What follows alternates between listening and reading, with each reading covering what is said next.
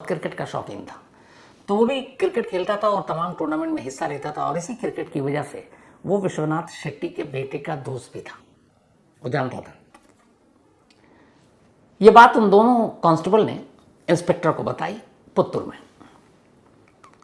अब अभी तक इंस्पेक्टर को लग रहा था कि कुछ तो है जो हमसे मिसिंग है। जब ये खबर मिली तब उन्होंने कहा ठीक है, उस कांस्टेबल से कहो कि उसके बेटे को अपने भरोसे में ले और शायद उससे कुछ उगलवा सके। बात हुई कि ठीक है। तभी एक रोज़ एक क्रिकेट टूर्नामेंट चल रहा था। अब कांस्टेबल जो है लोकल, उसे कहा गया था कि उसके करीब जाना है। माँ और बेटे का मोबाइल चेक कर लिया गया था, कुछ मिला नहीं। एक रोज़ जब मैच चल रहा था तो बेटा चला गया बैटिंग करने के लिए और उसके सारे किट मोबाइल सब वहीं रखे हुए थे। जब वो बैटिंग कर रहा था, ये कांस्टेबल उस वक्त बाहर बैठा हुआ था। जब वो बाहर बैठा था तभी अचानक उसके किट विट पे नजर पड़ी। एक फोन की घंटी बजी, उसने फोन उठाकर कट कर दिया। कट करने के बाद उसने ध्यान से देखा तो देखा कि 2 फोन है। अब 2 मोबाइल देखकर वो थोड़ा सा चौंका, फिर भी उसे लगा कि बच्चा है, लड़का है, आजकल लोग 2-2 रखते हैं शौक से। तो उसने कहा ठीक है, कोई फर्क नहीं। उसने वो फ़ोन वापस रख दिया। उसके बाद वो खेल कर आया। उसने कहा तुम्हारा कोई फ़ोन बज रहा था, मैंने काट दिया। उसने कहा थैंक यू। उसके बाद वो चला गया। अब मैच के बाद हर दिन वो 2 पुलिस जो पुट्टूर से आई हुई थी, स्पेशली कांस्टेबल, वो डिपेंडेंट थे इस कांस्टेबल पर, तो वो डेली पूछते थे क्या हुआ। तो उन्होंने पूछा कि आज क्या हुआ मैच में, कौन हार जीत, कैसा खेला। फिर उन्होंने पूछा और कोई बात बताओ, उससे कुछ उसने उगला। उसने कहा नहीं, कुछ उगला नहीं। फिर उसने अचानक यूँ ही वेग सा बताया कि यार वो जब बैटिंग कर रहा था मैं उसके लगेज के पास था, किट के पास जो क्रिकेट का होता है, तो अचानक उसका फ़ोन बजा था। मैं सोचा पहले उठाऊं, फिर मैंने कहा क्यों उठाऊं, रख दिया। तो उन्होंने कहा तुझे उठाना चाहिए था, क्या पता उससे कोई क्लू मिले। बोला नहीं, दूसरे कैसे उठाता। और उस वक्त मैं क्रिकेट की तरफ ध्यान था, स्कोर कार्ड पर बोला कि उस दिन 2 फ़ोन देखे मैंने उसके। अब जैसे ये 2 फ़ोन की बात सुनी दोनों कांस्टेबल ने, उनके कान खड़े हो गए, क्योंकि उन्होंने ऑलरेडी उसके एक फ़ोन की पूरी रेकी करवा रखी थी, उसके CDR निकाल रखे थे, माँ के भी और बेटे के भी, और उनमें से कुछ नहीं मिला। अब जैसे ही पता चला कि बेटे के पास 2 मोबाइल है, अब उनके कान खड़े। उन्होंने इंस्पेक्टर को बताई ये बात। इंस्पेक्टर को लगा कि शायद दूसरे फ़ोन से कुछ राज मिले। अब उन्होंने दूसरे फ़ोन का पीछा शुरू किया। फिर एक क्रिकेट मैच हुआ और उस मैच के दौरान उस कांस्टेबल ने उससे उसका दूसरा नंबर ले लिया मांग कर। बोला तेरा दूसरा नंबर भी है, मोबाइल देखा मैंने, कभी इमरजेंसी हो तो दे देना, मैच के दौरान कहीं टूर्नामेंट में काम आएगा। उसे कुछ आइडिया ही नहीं था, उसने दूसरा मोबाइल नंबर दे दिया। जब दूसरा मोबाइल पुलिस के हाथ लगा तब उसकी CDR निकाली गई, कॉल डिटेल रिकॉर्ड। शुरुआत में उसमें भी कुछ नहीं मिला। पहले 3 महीने की निकाली गई, कोई फायदा नहीं। फिर 6 महीने की, फिर 1 साल की। अब 1 साल की CDR इंस्पेक्टर के टेबल पर है और वो देख रहा है और उसमें कोई ऐसा नंबर नहीं मिल रहा है जिस पर शक किया जाए। लेकिन गहराई से जब स्टडी की गई तभी इंस्पेक्टर चौंकता है। वो देखता है इसमें से एक नंबर ऐसा है जो सिर्फ हर 2 महीने के बाद एक कॉल करता है, आता है। अच्छा, आमतौर पर उन नंबरों को पुलिस ज़्यादा ध्यान देती है, तवज्जो देती है, जो बहुत ज़्यादा जिसके कॉल आ रहे हो। तो बहुत ज़्यादा कॉल है तो भाई क्यों कर रहा है, उसकी फिर आप जांच करते हैं। पर यहाँ पुलिस उस चीज़ को तो चेक कर रही थी, ज़्यादा कॉल किसके हैं, सबको छान मारा, कुछ नहीं मिला। एक कॉल ऐसा है जो साल में सिर्फ 6 कॉल आए और हर 2 महीने में पाबंदी से 1 कॉल आता था, उसको नज़रअंदाज कर दिया। अब जब उन्होंने एक एक नंबर को चेक करना शुरू किया तो फिर उन्होंने देखा कि ये एक कॉल है जो 2 महीने में 1 कॉल आया। फिर पलटा, 2 महीने पुराने गए तो देखा फिर 2 महीने में पहले आया था।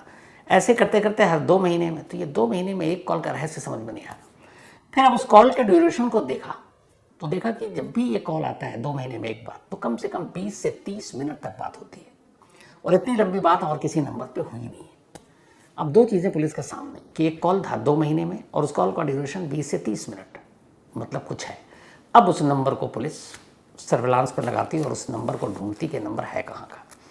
जब उस नंबर को पुलिस तलाशती है जो हर 2 महीने में कॉल विश्वनाथ शेट्टी के बेटे के मोबाइल पर आता था, तो ये नंबर निकला तमिलनाडु के ईरोड इलाके के एक जंगलों का। जंगल के पास एक बस्ती है और ये वो इलाका है जो कभी वीरप्पन, चंदन तस्कर वीरप्पन के छुपने का एक ठिकाना रहा था। अब पुलिस को लगा कि ये तमिलनाडु के ईरोड से ये नंबर है जहाँ से ये कॉल आता है, तो वहाँ कौन हो सकता है। फ़ौरन पुलिस की एक टीम को अभी रोड भेजा जाता है। वहाँ पे उसकी कुछ तस्वीरें थी पुरानी, लोग लेकर जाते हैं, ढूंढते हैं खामोशी से, पुलिस वाले सिविल ड्रेस में, कि भाई इस बंदे को आपने कहीं देखा है। इत्तेफाक से एक बंदा उस फोटो को देखकर पहचानता है, पर वो कहता साहब आप जिसे ढूंढ रहे हैं ये वो नहीं है, ये तो राज साहब है। कहते नहीं इनका नाम विश्वनाथ शेट्टी है। बोला नहीं ये तो राज साहब है, यहाँ राज फाइनेंस है और ये उन्हीं की फाइनेंस कंपनी है। अब ये फाइनेंस मैनेजर रहा, पुलिस के कान खड़े हुए, उन्होंने कहा चलो उसी राज को ढूंढते हैं। अब वो करते करते वहीं पे एक घर में पहुंचते हैं। अगस्त 2014 की बात थी।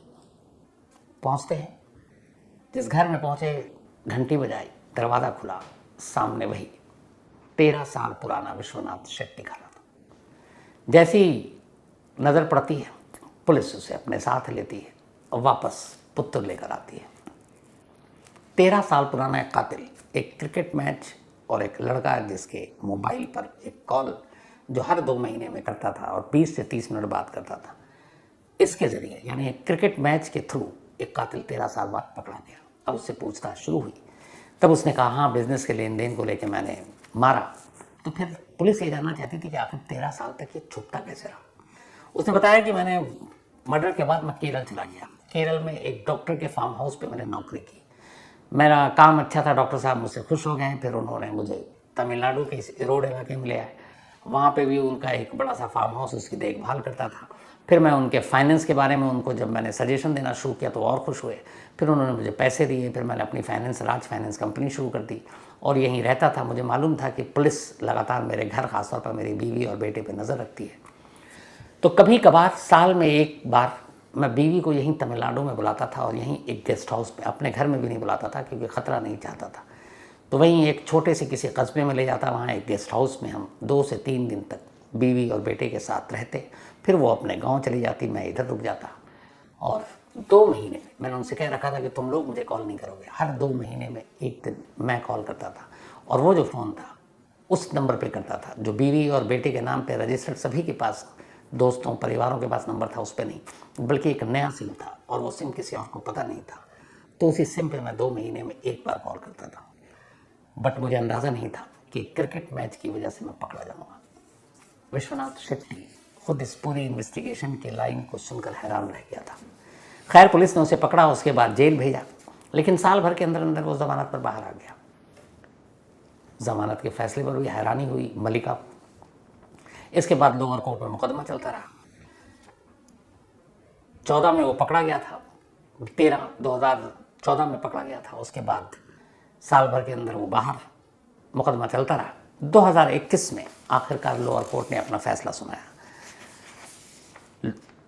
13 दिसंबर 2021 को जो जज थे उन्होंने अपने फैसले में कहा कि एक तो कत्ल जैसा संगीन जुर्म, लेकिन उस कत्ल के बाद इस कातिल ने जिस तरीके से कानून और दुनिया से खुद को छुपाया और उस छुपाने के लिए जो साजिश रची, इससे पता चलता है कि इसका दिमाग कितना शातिर है।